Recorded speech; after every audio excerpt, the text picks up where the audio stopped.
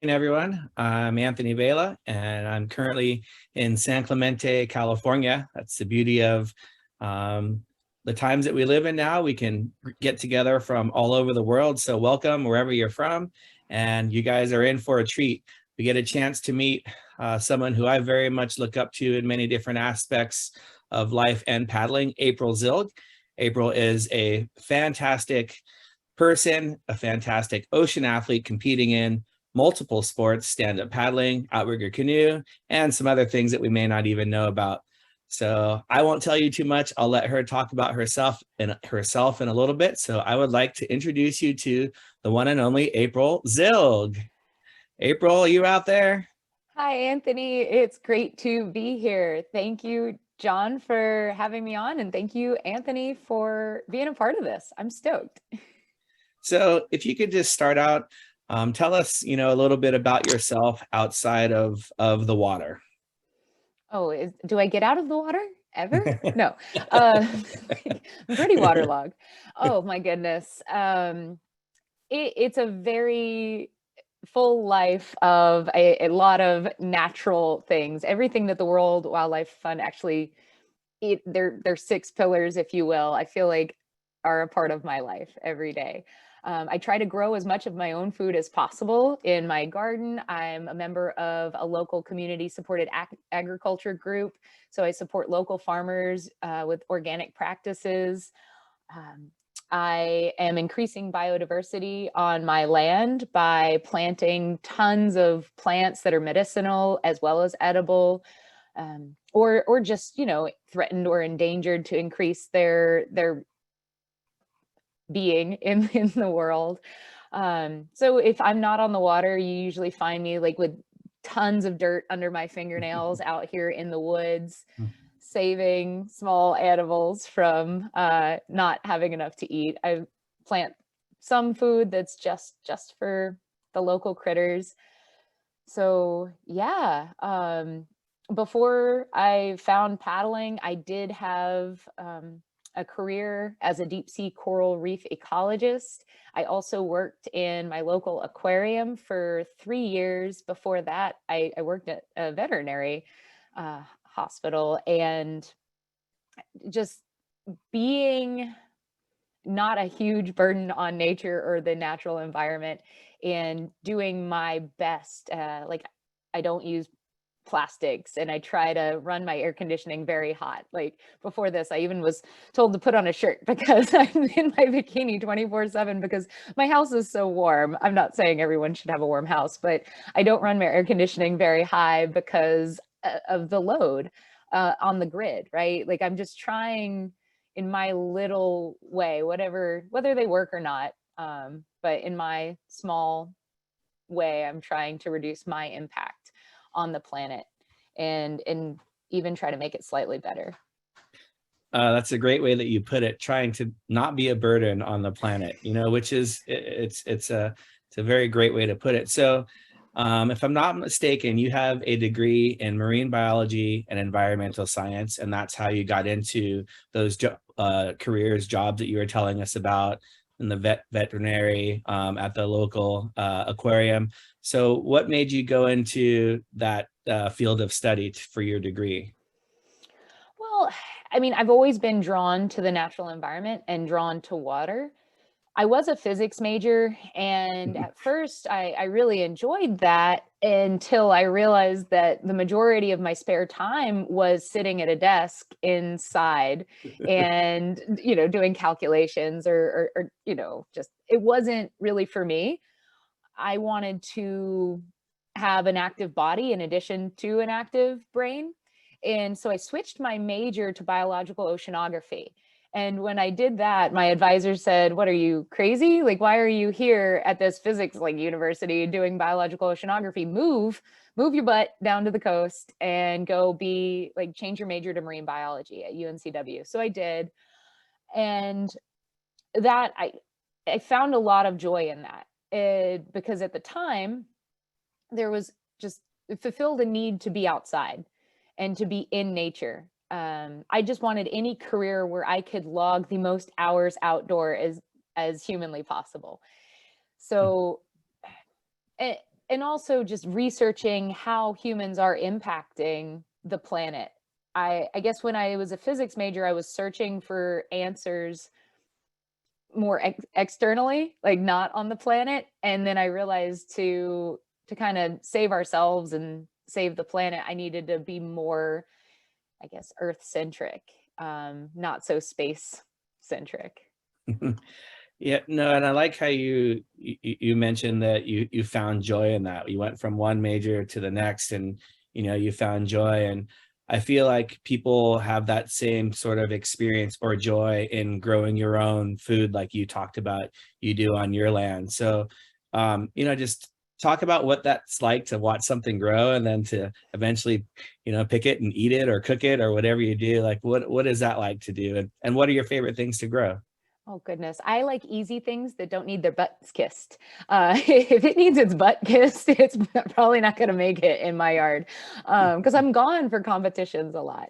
But it does. There's something to be said about putting a seed in the ground, and yes, it sprouts and it grows and it makes food. But you have to be present.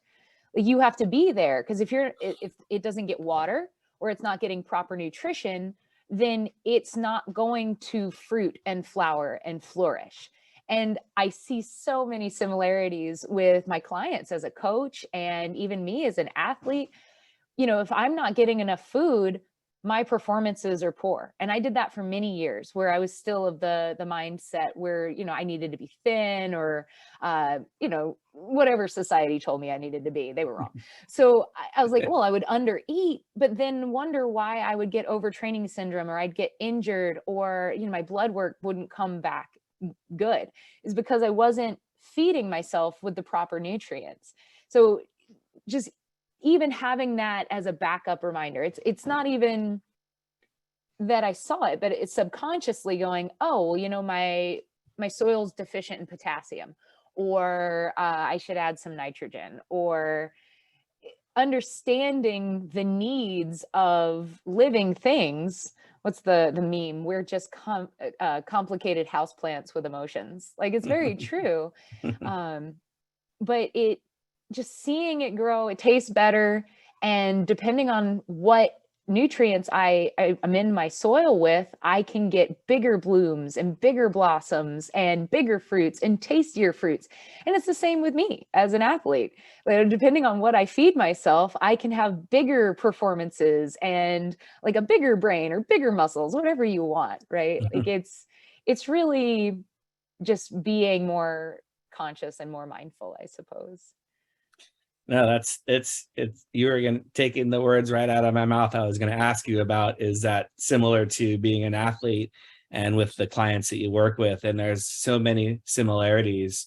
Just like if you talk bad to a plant and don't give it any encouragement, it's not going to grow well. And the same thing with clients and friends and things. So very eloquently put. And so you talked about not using plastics and some other things, that you do for conservation, so to speak. But I know there's a few other things that you do in order to just not have as many things. Just talk about that if you would, and what are some things that you do to help with conservation, but also just in consumption as well. Definitely. Like I said, I don't run my heating and air conditioning as hot or as cold as a lot of people do. People come to my house and like, gee, it's hot in here. And I'm like, well, you should develop some heat tolerance. Um, so it's good for you. It's actually very good for you to, especially with the incidences recently. I saw the news, a lot of people struggling with heat stroke with this recent heat wave. And it's a positive feedback loop, where the hotter it is outside, the more people crank their air conditionings, and therefore like the hotter it's going to get. And there's a disconnect there, right? Like with that thinking, like, well, I got to crank my AC, make it even colder, instead of the organism adapting to a slightly wider temperature range. I'm not saying keep it 98 degrees in your house, but if you normally keep it at 75, try 78, try 80. So I do keep a wider temperature range to reduce my electricity consumption. I don't have a lot of electronics in my house, like plugged in and running. I actually don't own a TV, so for what that's worth. But I do a lot of food prep as well. So I try to reduce my reliance on like packaged foods and foods that have been shipped from far off lands, again with my local farm, but also just saving money and giving myself more nourishing food by prepping it myself. What else? Goodness. Yeah, zero plastic and less waste. I do compost all of my vegetable scraps. I'm trying to put nutrients back into the soil. Where I live right now used to be farmland that was absolutely obliterated by modern farming practices. There's hardly any nutrition left in the dirt. Like it's not even soil. Soil's like a living microbial community, and this stuff is just devoid of microbial communities and poop and awesome cool stuff. So I'm slowly trying to add that back in. And as hard as it is, I try not to travel excessively for paddling. That's something I'm currently struggling with right now. I think my biggest impact globally each year is probably my flights to paddling events, but in trying to make a career out of paddling, it's just kind of coming with the territory. But personally, I would rather not have so many flights. So I'm the weird person. I'll click the like add carbon offsets to my flight button when I buy a flight, because that's just something that is so deleterious to our environment, is incessant flying, gallivanting around the globe. So Okay, we're gonna get back to the paddling for in a second, because you're a champion in all of these things that we're talking about already, but also a champion in paddling. And those of you that came to hear about the paddling, we're gonna get to that in a little bit. But I once heard that maybe you make your own furniture or something, oh or you yeah, I made do a that bed, too. or like, I don't know. Tell That's us about really making funny. beds. I do. I actually don't buy furniture either. Because every time you click on the thing and you see how much it costs, I'm like, dude, if they lost their minds, A, I'm frugal. B, no. Okay. So I unfortunately, where I've moved right now, we have an ash boring beetle and it's killing the ash trees. So it's very sad, but I had 11 ash trees die that we cut down. And so I had them milled and turned into planks and boards. So I've been using them. I built a bed frame, just a really simple bed frame for my spare bedroom. And then one that like holds baskets. I do shelves. Actually, you can't see over there, my squat rack has got a homemade bench that's just like ash logs and stuff. And then I use, there's wood all over my house, and I'm just trying to use materials that I have. These things now don't need to be shipped to my home. They're not made of chemicals and glue like the particle board. It's just wood that was going to rot anyway, and I've made shelves and furniture out of it. I mean, most people, they'd probably come over, and some people might think it looks cool and rustic, and other people would say, hey, everything in your house looks like you chopped down a tree and made some furniture.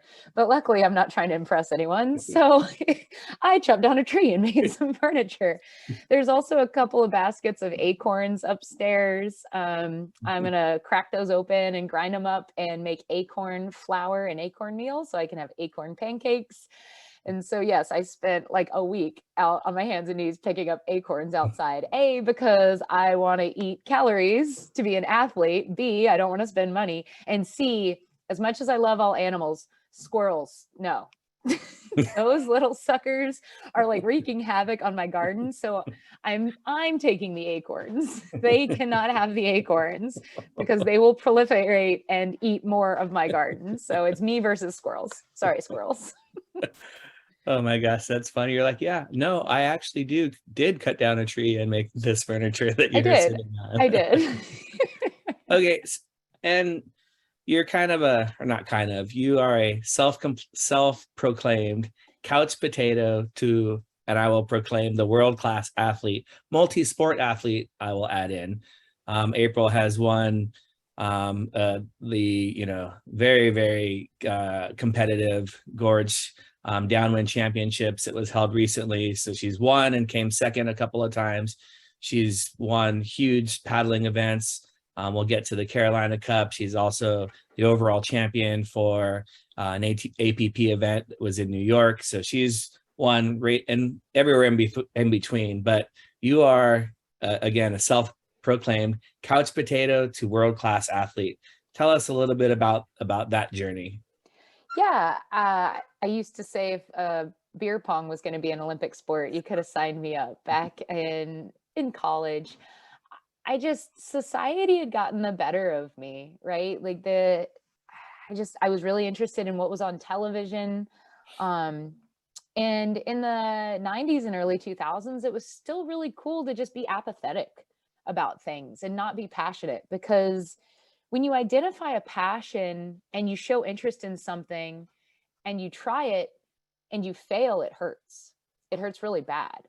Whereas if you don't care about anything, you're not setting yourself up for any sort of pain or failure, right? Like it's self-preservation, it's self-protection. I had a health scare in my early 20s, and I realized that I couldn't drink a 6-pack of beer and eat a DiGiorno pizza every night anymore. And I was, slightly overweight, and I was, again, not healthy. And if I stayed on the path that I was on, eating processed inflammatory foods, my life expectancy was anywhere from like 2 years to 20 years max. And I was like, yeah, crap, I kind of wanted to live to be 120. This isn't good. And I tried running, and God, who wants to do that? I mean, like, wasn't my jam. I run now as a necessary evil, but when I tried it, totally not happening. I bought a plastic rotomolded kayak, and because I wanted to be on the water. As a marine biologist, that was something that I identified, like, hey, I study it now at my desk, and I can occasionally go out, and that was part of my life when I wanted to start being more outdoors. Those kind of things, it's not a straight timeline. A lot of things were happening at the same time, but I was getting healthier. I was more interested in being outdoors, and I think because of under eating and malnourishment and alcohol consumption and processed food consumption, I was a couch potato, because I didn't have enough calories coming in to feel motivation, to feel like I should get up, right? And then the way that like alcohol alters your brain chemistry and changes the way you feel, and the way your metabolism downregulates when you're under eating, and alcohol also being a depressant. There's all these factors at play where it's, oh, hey, do I get up and go for a paddle, or this couch is mighty comfy? So, I mean, I spent one entire summer watching Lifetime movies. If I could have that summer back, men are evil, by the way. No, I'm kidding.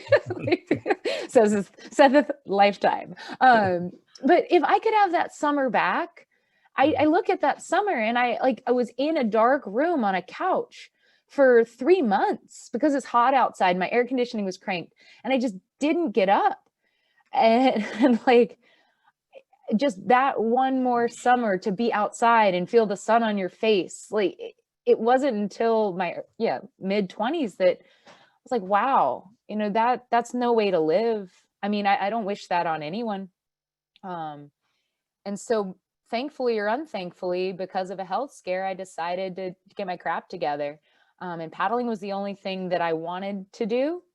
And I still struggled with under eating for many years, because I thought, as an overweight person, I thought I had to eat less to lean down. And it's so funny, because when you've downregulated your metabolism to a certain point, the answer isn't restricting food. The answer is actually eating more food and regulating your metabolism. It's so counterintuitive. It took me over a decade to learn that. And yeah, it took so many years, but over time, I started feeding my body more, just like a plant, just like my garden. I started giving my body more sunlight and more nutrients and more leaves to eat, and more nutrition, and more dirt under my fingernails. And my paddling progressed. I tried stand-up paddling for the first time down in Florida. And the first time I hopped on a board, I was just like, oh my goodness, this is so cool. I sold my plastic kayaks. I bought a stand-up paddleboard 2 days later. Some guy, I'm pretty sure it was a tandem surfboard that the guy sold me as a stand-up paddleboard. I held my paddle backwards and I entered the Carolina Cup. Was my first race ever. It was the first year they had it. I held my paddle backwards and did not finish on my tandem surfboard, but I was still absolutely hooked. Just the challenge and the feeling of standing on the water and seeing all the animals that I was studying from the vantage point that I was up high on the water. It's just goodness. I was on cloud 9. So I didn't want to be on my couch anymore.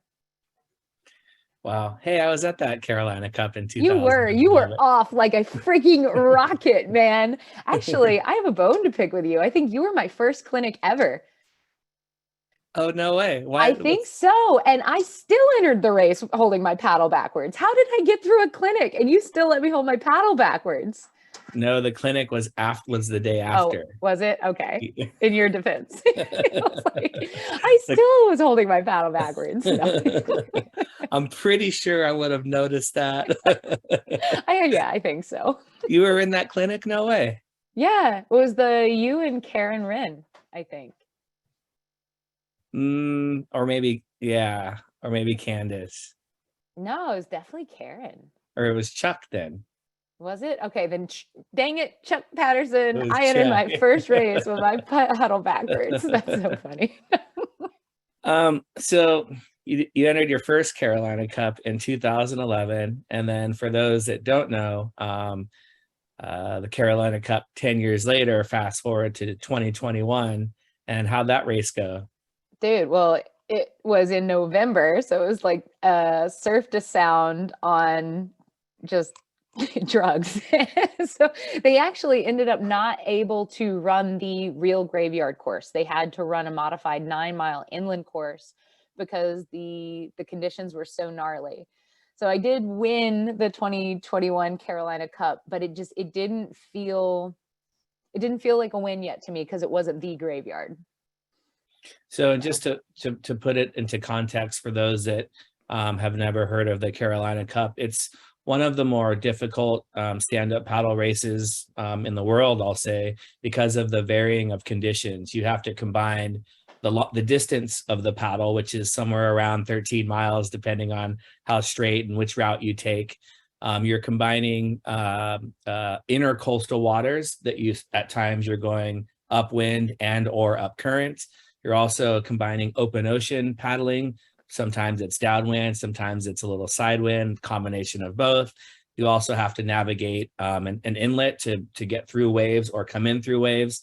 And you don't know which direction the course is going to go until a day or two before. So there's a lot of variables that you have to just, get your game plan ready. Basically you have to have a couple of different plans. And then when they announce the course, you have to go out and execute those plans. And maybe this is a great segue into getting ready for the Panda paddle for those that are, trying to get ready for it. So talk about the preparation that you did with your team members. Did you study the course, or what were some extra things that you did besides getting your, obviously the fitness and that side of it? And as a note, April won the next year as well, which was this year. So she is now the 2-time reigning Carolina Cup champion, and very few, I believe you are the second person to win it, second female to win it back consecutively. So that's a pretty awesome honor. As well. But what are some extra things that you did to prepare for that event? Well, so like you said, Anthony, it's one of the courses that requires the widest range of skills as a paddler. So it's always been the pinnacle of paddling for me, because you have to be able to launch through the surf. So you have to launch through the surf zone on a beach start. You have to be able to surf in at the end. And either the North Inlet, you either have to be able to punch out through the surf again there or surf that in. And then there's the jettied inlet, and there's currents, there's eddies, There's, wind in your face, wind at your back, current in your face, current at your back. So not only the skills of like the technical bodily skills of being able to keep your balance in and out of the surf or time, your entry, your exit. There's the mental skills of staying focused enough to read the water and pick your line. Knowing pre-running the course, having lived there, I would guess I would be at a slight advantage because I've run the course left side, right side, center, a gazillion times, gazillion being a very technical number. So I know that course and I know where all the eddy lines and where everything is. So in 2021, when we had the modified 9-mile course, I was actually sitting pretty far back and had lost all hope of like ever winning the Carolina Cup, period. Not just that year, but just forever. I was like, okay, this is it. If I can't do it in 10 years, like I'm seriously like, I suck. Like I can't do it. And I noticed that the 3 women ahead of me paddled straight into the intersection between Banks Channel, the backside of Mason Borough, and the large Mason Borough inlet that was going out to the ocean, and the current was like cooking off to the right. Wind was in our face. And when they got there, I saw them like the wind and the current pick them like essentially up and just shift them to the right. And in that moment, I realized, I was like, oh, hey, there's an eddy over there. So it almost looked like I was taking a wrong turn. So I tucked in behind the island. So there's like, if you'd see my drawing, there's like a swirling eddy that I went and hugged the island. So I was in a counter current going the opposite way. So I no longer was fighting the current. I was riding an eddy into the outgoing tide. So it picked me up, pushed me into the main current, shifted me right, but just in time for me to hop into the eddy on the opposite side of the main current flow, which picked me up and pushed me right up next to the lead pack. And I was like, wow, that was really cool. Like I was in disbelief in the moment. I was like, that really worked. Because if you look on years past, I've tried that line before, a similar line in the graveyard race. And, Dave Bainey or someone will be on the live feed like, oh, there's April Zilg on the far side of the course taking a crazy line. And he's like, it'll look like I'm going to catch up for just a second. And then, it never works. But you got to know that about me. If it's a crazy line or just follow everybody, I'm always going to take the crazy line. I love it. So let's talk about the Panda paddle. There's a 5K option and a 10K option. Some people are doing it competitively. Some people are, hey, I'd love to paddle a 5K on a, recreational kayak that you said was your first purchase, or maybe they're on a outrigger canoe, or maybe on a, racing stand-up, an inflatable stand-up, a stand-up that really was a tandem board that somebody told them. So there's all these different options, for the Panda paddle. But what advice would you give people who are trying to set this goal of, I would love to be able to paddle a 5K. I've never paddled that far, or a 10K, but now I want to paddle that far to help, raise money and awareness for nature. What advice would you give them? So don't overtrain. Quiet the high school gym teacher voice in your head that says that every workout has to feel like this blistering, like adrenaline pumping, endorphin releasing, just mega workout, like just leaves you laying on your board after you're done, like just like somebody mopped the floor with you. If it is over 2 minutes long, which I promise the 5K and the 10K are, then it relies more on aerobic metabolism than anaerobic metabolism. So what you're going to want to do is train your aerobic metabolism for the 5K and the 10K. This is going to increase your health. So it's so funny that I discovered aerobic training and training properly 10 years after I started essentially paddling for health. It took me 10 years to learn how to do it healthfully and actually upregulate my immune system and upregulate my metabolism and get things like revved and just, fully functioning organism. So you want to start out and take 180 minus your age. And this number is the magic aerobic heart rate threshold. Without lab testing or blood testing, this number, if you're, you haven't been paddling every day for the last year, is typically pretty accurate. So it's going to seem like an impossibly low number. You're going to go for a paddle and say, oh my God, like I'm not moving. Why am I doing this at 180 minus my age? Which, by the way, you do need a heart rate strap, heart rate monitor to get this very accurate. But the reason you're doing this is because at this magic 180 minus your age heart rate, like again, it's magic. This is where the magic actually happens. You train the aerobic threshold and in the aerobic system. If you go above this number, what happens is your body will release lactate and your fast twitch muscle fibers will slurp that up and they utilize that as fuel. And you'll always be training the wrong system and using the wrong metabolic pathway. If you train below this number, again, this very seemingly low number, then your body will not generate any lactate. And lactate gets a bad rap for muscle burn, but that's not, it's the hydrogen ions that come with it. So don't worry about it. But the lactate itself is muscle fuel. And so if you don't inject your muscles with any of it, and you can only do that by training, coming at it from underneath, like working your heart rate up to that number and stop it and not going over. If you go even just a little bit over, your body goes, it puts out some lactate there, and that's very technical, and it'll slurp that up and utilize that as fuel and slow down and not utilize your aerobic metabolism, burning fat and oxygen as fuel. There's something else that happens when you're using your aerobic metabolism though.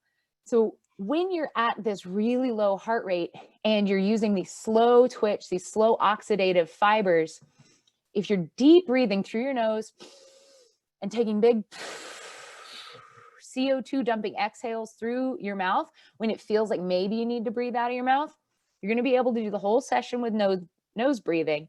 And that keeps you in a parasympathetic state. So we'll get into that in just a second. But breathing through your nose also increases your nitrous oxide production, which reduces your perceived exertion and makes the session feel easier anyway. So again, can't have that high school gym teacher on your shoulder. Oh, you gotta feel the burn, no pain, no gain. It's gonna feel insanely pleasant, which is counterintuitive. But when it's feeling insanely pleasant, lean into that feeling. Stay focused, find your rhythm, enjoy the repetitive motion. And again, breathing through the nose and keeping the heart rate low, your body says, oh my goodness, we're relaxing. And when you relax and you don't think about what you have to do next, you can't think about, oh, I got to go home and cook dinner. Oh, I've got a ton of work to do. Oh, I should be paddling faster than this. Stay focused and enjoy the effort to do the 5 and the 10K.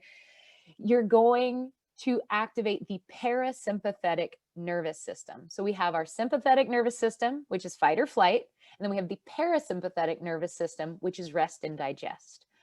So when we go out and we train with that high school gym teacher on our shoulder, we end up in a sympathetic state. We end up fighting or flighting because we're fighting to get the workout done because we're in a hurry, or we're fleeing to get off the water. So because we have so many things we need to do, or if we're training with other people or trying to go too hard, we're training from a place of fear where we don't want to be behind. We got to catch up with the person in front of us, or can't let the person behind me catch me, or I don't want to lose this next race, or I don't want to post a bad time. So whatever your ego is telling you, plus your high school gym teacher, is telling you that would activate a fight or flight response, you've got to squash that. You've got to leave that behind when training for an event like this. Because when you are in that sympathetic state, your body takes all the calories from the food that you eat and it uses it to evade the threat. You've identified a threat. Your sympathetic system is on overload and it goes, oh my goodness, I got to get away. I got to catch up. I got to keep up. I'm falling short, coming from a place of lack. All hands on deck, all calories go into forward momentum, which sometimes is a good thing, but not right now. All hands on deck to evade the threat. Now, if we can train at that 180 minus your age number, and we bring that heart rate down and we're enjoying the moment, we're in a parasympathetic rest and digest state. Now what the body says, we're paddling, but we're cool. We don't have to paddle hard or fast. Like there's nothing to panic over. What are we going to do with all these calories from the food we eat? And your body goes, this would be a lot more efficient and I would paddle a lot better if I built new capillaries, new blood vessels to fuel the muscles with more oxygen to get more fat and more fuel to the muscles to generate more ATP and more waste away. So when you're not in a sympathetic state and you're in a parasympathetic rest and digest, 180 minus your age state paddling, training for this 5K and training for this 10K, your body will actually take the energy from the food you eat and build new body parts, new blood vessels. And you're going to have all these capillaries now going to your muscles. And after you get more blood vessels going to your muscles go, more food, more fuel, more oxygens on the way. We need to rev up the powerhouses, the mitochondria. We can have now more mitochondria because more is coming in. We need more processing units. So you actually develop a higher mitochondrial density by training at this low level rest and digest parasympathetic 180 minus your age state. And when you have more mitochondria, your immune system functions better, your metabolism revs higher, you can eat more food, you don't gain as much weight. All these super cool magical things start to happen.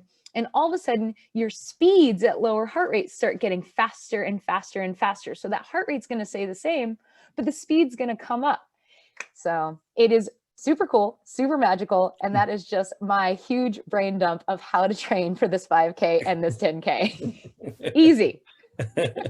I want to be in that. I want to be in that zone, the mitochondrial zone. Yes. And so anaerobic for everyone means with oxygen, right? So in this anaerobic state of training, you are still allowed, it enables you to do that nose breathing, which if you go too fast, as April said, you're in this anaerobic, which means without oxygen, and you're always trying to get and so if you notice this visible chest rise and labored breathing, these are signs that maybe you're going too hard.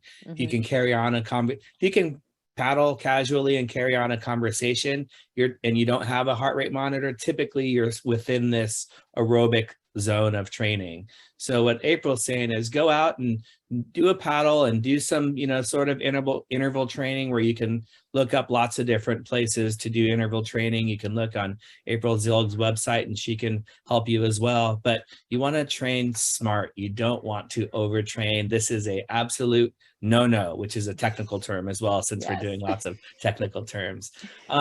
And, very briefly, if we can get our technician to maybe cue up this video, you want to talk to us a little bit about, stroke technique, let's say for outrigger canoe paddling. And we can, just go through a little bit of the basics and, get people excited about getting on the water. I think, to just reinforce what April is saying, this is one of the things that we see the most in paddling is people want to, and in life, people want to get things so fast. And if we can use the plant analogy again, right? Even with plants, you have to go slow and they have to grow. If you try to attack the plant too fast, it's not going to yield fruit. And the same thing goes with your training. So April, if you can talk us through this video. I love, we can take parcels out of what you said. And so I love the fantastic explanation. Yeah. So when we train at that heart rate, and you'll notice that my heart rate in this particular video is no longer 180 minus my age, because over the past 2 years, I've been doing blood tests to determine where my real aerobic threshold was, or is currently. And it was down at like 145 before. I brought it up to 165. So I improved it by about 10 beats per minute per year, which is typical if you continue to do aerobic training. So, and like you also said, I would like to double back. You don't absolutely need a heart rate monitor. A talking pace, a nose breathing pace is a really good cue, right? To know that you're training at the right intensity. The other thing about this kind of training is it doesn't mean you're paddling slow.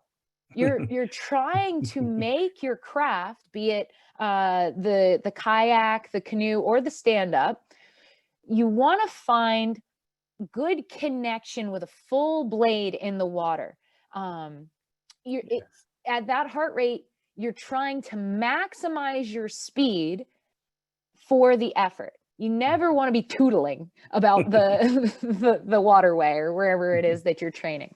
So the game becomes how fast, how hard can I paddle? How much, like how strong can I take a stroke that will move my boat or my board or my craft the furthest distance while staying focused, staying mindful, staying in control, and keeping that heart rate low and keeping that heart rate down, right?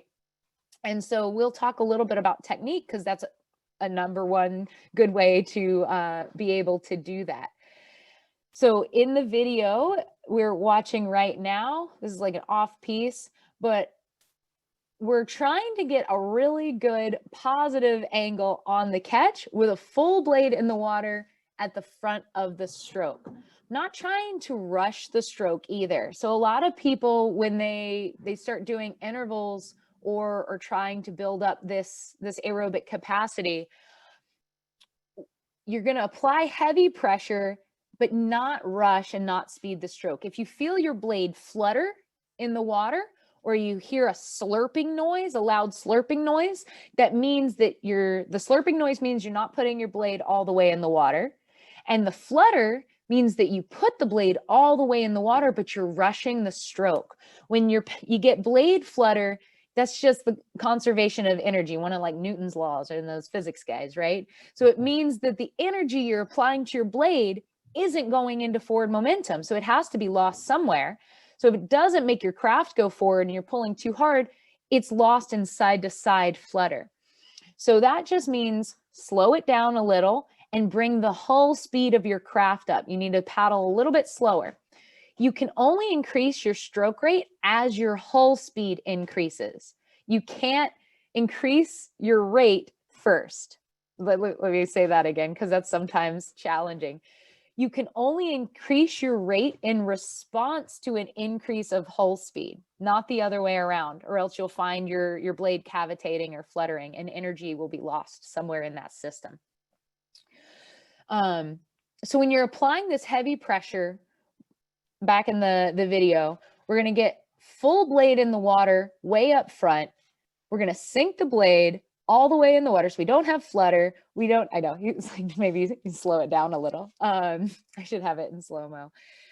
You're going to get a full catch, and you're going to apply a lot of top arm pressure, but with your top lat muscle. You don't want to feel any of the paddle in stand-up and outrigger in the small muscles of the rotator cuff and the deltoid attachment. You want to make sure that you feel all of the weight in your latissimus, which is kind of under the armpit around the rear of the closer to the back. So when you're pushing down, you're going to push down as hard as you can and try to unweight your craft, essentially, right? You're going to try to bear as much of your body weight on the blade as possible, because in the world of physics, drag is the reason we're not going anywhere. So we want to facilitate lift. And the best way we can facilitate lift is by pushing down on that paddle blade and lifting our body weight up off our craft and bearing it on top of that paddle. So when you're doing this the first few times, you're going to make a really solid connection to the water, and you're going to push down hard.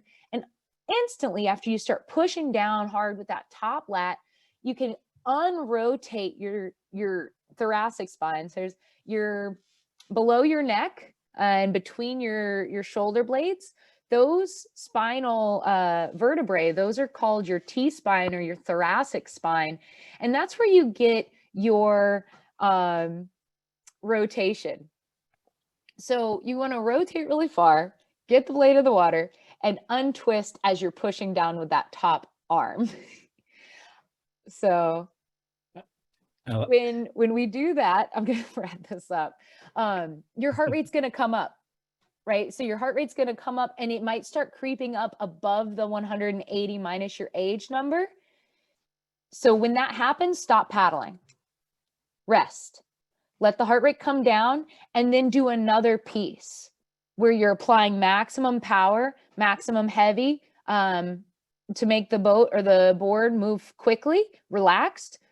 And then when your heart rate gets to that 180 minus your age number, stop again. So that's how you build your own intervals without a training plan, without a coach if you don't have one. You just do that over and over until you're tired, if that makes sense. But yeah, cool. No, that's great advice. And for those that are getting into it, I would 100%, we gave some suggestions if you don't have a GPS and heart rate monitor, but if you really want to take that next step in your level of paddling and preparation for the Panda paddle, a Garmin GPS device helps a lot. The heart rate strap. There's other devices as well that that work. There's different apps you can get for your iPhone, your watch. But these are tools that we use, and to know your heart rate can really help with your training and figuring out where that level is. It's a balance of training, but also the stroke efficiency and how those two go together. And I think you explained it fantastic, April. You don't need a whole coach and training plan. You can get one. There's a lot of different places to get one, but if you want to just do it yourself, that's great advice. Try and improve your stroke until you're going too fast or your heart rate gets too high, and then just stop, and then just repeat the process until you get tired. So we had a question about something like the graveyard race. When you're getting to that, or I'll add in some to what the question was. Candy wanted to know, in longer races, or I'll say, at what time period do you start using fuel in your racing and or training? I do fuel pre-race. I start about 2 weeks out before the race, and I start eating like a football player. So, and that it preloads my muscles with stored glycogen, almost to the point that if for some reason I didn't have any fuel on race day, I could still perform optimally. I do mix carbohydrate sources in my hydration pack.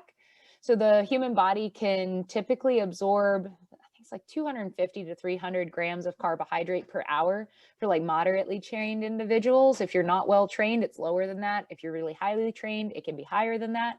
But that's from a single carbohydrate source. What specifically, what sort of carbs do you use? I mix Tailwind and Vitargo, are two different drink mixes. And so when you are racing, you're racing at a higher intensity than aerobic, obviously. So I'm no longer burning fat and oxygen to generate ATP. I am burning glucose, blood glucose, and stored glycogen. And the stored glycogen, like I said, because I've been pre-eating for 2 weeks, that's really nice because that's already localized like in the muscles. But it can take some time to mobilize that as well, versus ingested carbohydrate, but that still has to go through your digestive system, which can cause some people issues. So by mixing those two carbohydrate sources, I'm no longer limited to 250 grams per hour. You can actually absorb upwards, in highly trained individuals, more than 400 grams per hour if you have multiple carbohydrate sources. So that would be like, some people like maltodextrin, that one makes me sick, but fructose, sucrose, glucose itself, like a glucose syrup, galactose, like not that one, but there's all these different sugars, like simple sugars and carbohydrates that you can fuel with.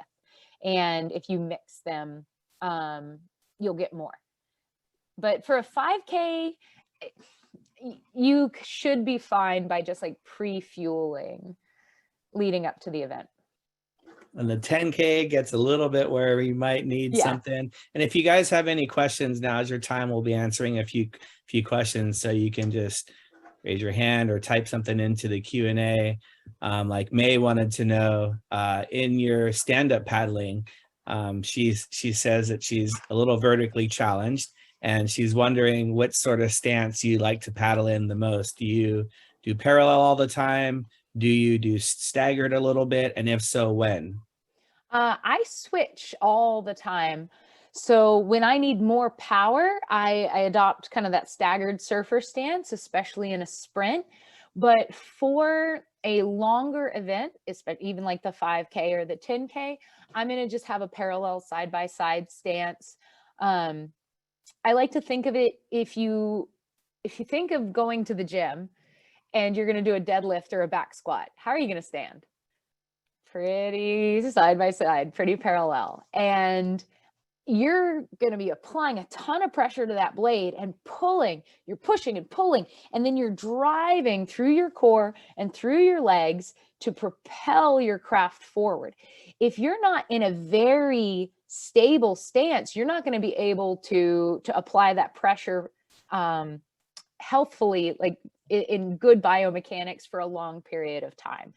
So as much as I like the staggered stance for powerful short efforts, for the long haul, I want to be in a power H kind of stance, in the same stance I would be if I was going to do a heavy deadlift, because that's going to protect my body and protect my lower back and prevent overuse injuries.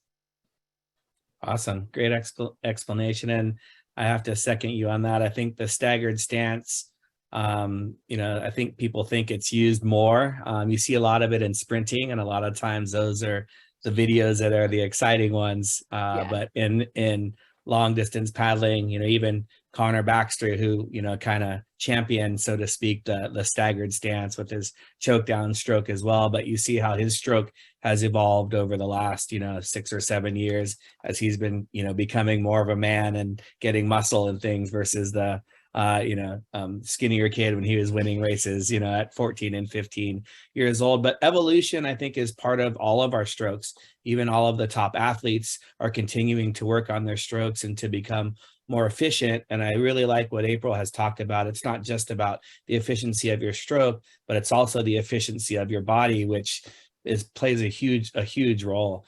And, April's also an author and wrote an amazing book, I would call it, but it's more of a manifesto, so to speak, called The Athlete Agenda. So I have a question for you. What is an athlete to you? A human is an athlete. So I know Expand it's such a on that. bummer. Yeah, there is a book was supposed to come out at the same time as The Athlete Agenda, but it is perfection is the thief of progress. So I just released The Athlete Agenda and had it come out. But the book that goes with it, to be released in the next year, is called You Are an Athlete. And I'm, kind of my story, like I didn't think I was an athlete before, but we are all athletes. And when human beings, we all function better, our brains work better and our bodies work better when we prioritize daily movement. So whatever that looks like to you, whether it's a walk, gardening, taking out your dog, going for a swim, paddling, running, biking, it doesn't matter, curling, whatever your daily movement practice is, protect that and stop letting, unfortunately, like families, jobs, everything encroach on our time. We need to protect that at least 1 hour a day, even if, scratch 1 hour, 15 minutes a day for us to prioritize ourselves and our daily movement, prioritize our self-care, because when we start doing that, it does spill over. And things like using less plastics or eating more healthfully, our impact on the environment and the planet at large becomes more natural. It's something that comes more easily to us. And that's what I've found to be true. So all humans everywhere, no matter what you do, are athletes, and we should all set our agendas and protect that time. Wow, that's powerful. April, this is just absolutely amazing. And I'm so thankful to be able to spend some time with you, and for others to get a chance to hear all of these different things that they maybe didn't know about you, and especially as it pertains to conservation. And we're honored to have you as part of the World Wildlife Fund Panda Paddle.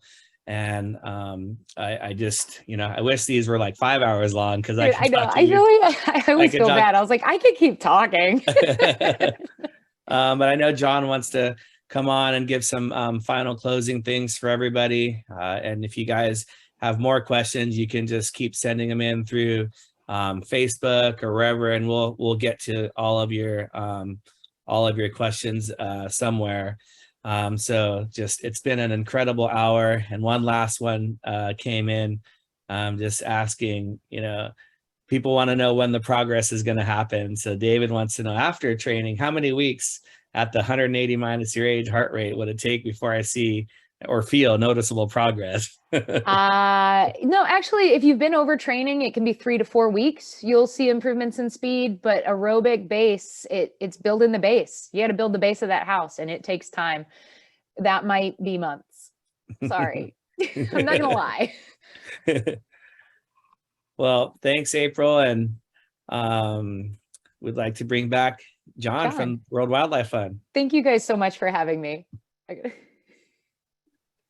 Thank you so much for doing this. It was a great afternoon with you. Thank you so much for just a really great session. I learned so much. Just want to give a quick little plug for the upcoming sessions that we have in the next 2 weeks. So next weekend, Saturday, a little bit later, we'll start at 4 p.m. Pacific, 7 p.m. Eastern. We'll have Danny Ching, and then the week after that, we'll be with Candace Appleby, 2 p.m. Pacific, 5 p.m. Eastern. I hope you all can join us for that. And again, if you haven't registered for Panda Paddle yet, you can do so at pandapaddle.org, and you can save $10 off your registration with the code webinar22.